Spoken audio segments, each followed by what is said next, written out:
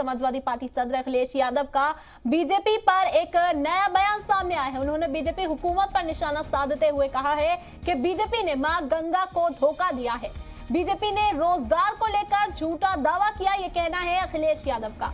आज 90% नौजवान बेरोजगार हैं। उन्होंने ये इल्जाम लगाया कि यूपी में 90% नौजवान इस वक्त बेरोजगार हैं। किसानों की आमदनी बढ़ाने को लेकर भी बीजेपी की जानिब से झूठा दावा किया गया, ये कहना है अखिलेश यादव का।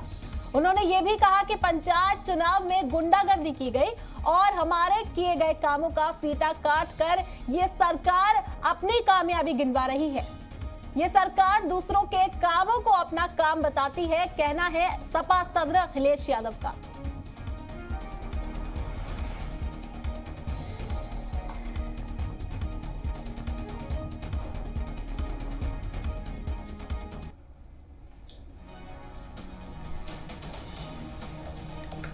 नाज़रीन, आपको बता दें कि समाजवादी पार्टी सदर अखिलेश यादव ने बीजेपी पर एक बार फिर निशाना साधा है। उन्होंने तंज कसते हुए बीजेपी पर यह निशाना साधा और कहा कि बीजेपी महज दूसरी सरकार में किए गए कामों का फीता काटकर अपना नाम रोशन कर रही है।